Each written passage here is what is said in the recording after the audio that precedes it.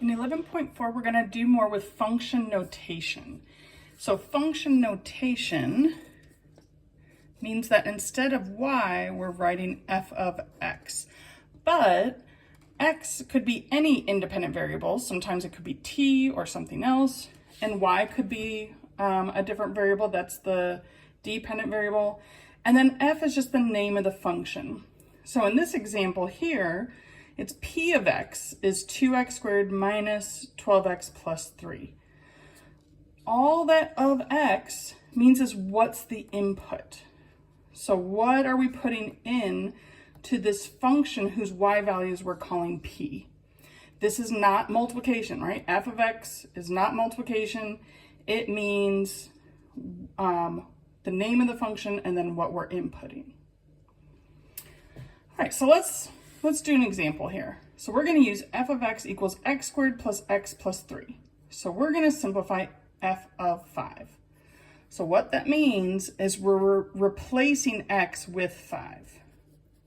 So wherever x is, I'm putting 5 in parentheses. For a positive number like this, parentheses aren't required, but when we switch to a negative, they absolutely are required. So I'm just going to use them now too. But whatever's in the parentheses, that's what we're going to replace x with. Okay, and then we evaluate. 5 squared is 25, plus 5 plus 3. That looks like 33 to me. Easy enough, hopefully. So we're just practicing with this notation. F of negative 5, so same thing, but this time, instead of x, we're replacing it with negative 5. So negatives, we should definitely use parentheses when plugging them in. Now, we have to be careful because when typing negative 5 squared on a calculator, if you don't use parentheses, you're not going to get the right answer. So without parentheses, this is negative 25 because PEMDAS says square first, then make it negative. But with parentheses, it's negative 5 times negative 5, which is positive 25. So I would suggest when it's a number you can square without a calculator, do it without a calculator. So this will be 25 minus 5, because plus a negative is subtraction, and then plus 3. So that'd be 20 plus 3 is 23. So just be careful with negatives, especially when they're being raised to exponents. All right, well, these are problems that we've done before. This one's a little different. Where now, instead of f of x, we're putting an f of negative x. But same idea, we're replacing x with whatever's in parentheses. So we're replacing x with negative x in parentheses. All right, the function is negative x squared. So instead of x squared, we're putting negative x in there. Plus, in parentheses, negative x plus 3. So wherever there's x in this original equation, I'm replacing it with negative x in parentheses. And now simplifying. Squaring a negative, because I'm using parentheses, that's the same as just x times x. A negative squared makes a positive, so this is just going to be x squared. Plus a negative is the same as subtraction, and then the plus 3 doesn't change. So let's see, is that any different than what we started with? It's the same function, except the middle term is subtracted instead of added. But that's the simplified version of f of negative x. Definitely a little different. Let's see what this one means. So this time, instead of making the x negative, this is just the same as saying negative 1 times f of x.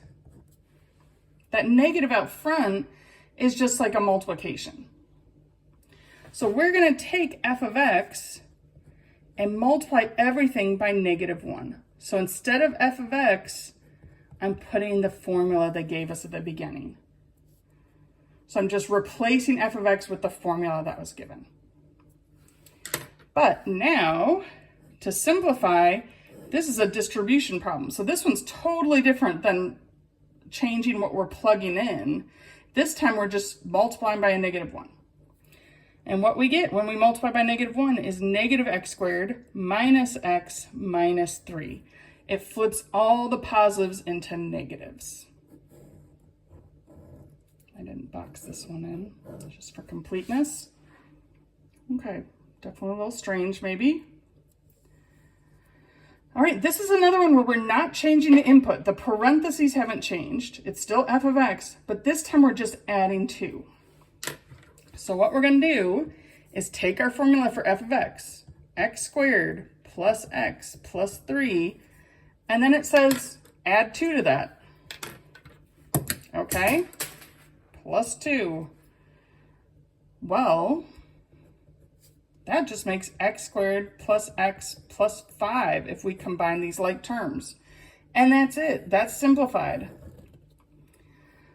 So when things happen outside the parentheses, it doesn't change the formula except that we either multiply the formula by something or add something to the formula. But we start with the original formula from the beginning and we're just adding or multiplying it. When the parentheses change, that's when things look a bit different, right? We're replacing x with something different. All right, so let's see which one this is. Part F, that's a replace x with something different. We're going to replace x. Everywhere there is an x in the original equation, we're going to replace it with x plus 2 in parentheses. Okay, let's see what that looks like. So our original equation, at this point it's like way up on the top of the page. Our original equation, f of x, is x squared plus x plus 3.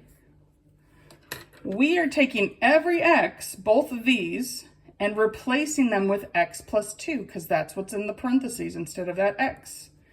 So it's going to be x plus 2 quantity squared, plus in parentheses x plus 2 plus 3.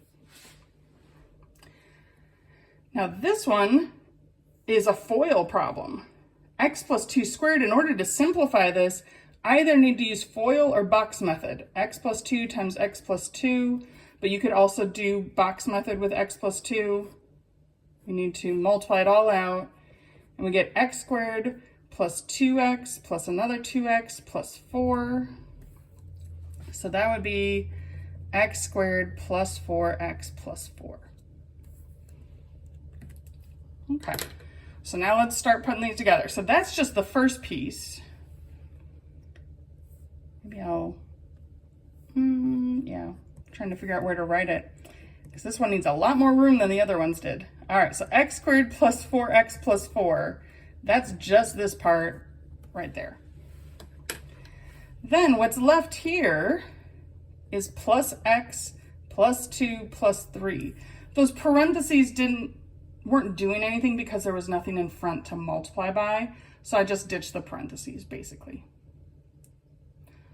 Now it's combined like terms. X squared is the only one of its kind. And now we look for how many x's we have. I'm seeing 4x and 1x, so that makes plus 5x. And then if we look at our numbers left, it's 4 plus 2 plus 3, so that makes plus 9. So that's the simplified version of f of x plus 2. So we can actually put sort of functions inside of other functions, and that's what that's showing us. The other thing that this says is to notice that part C and part D aren't the same. Right? That replacing x with a negative does not give you the same value as multiplying the function by a negative. Those are very different things and something that might come up later, and so that's why they're noting it here.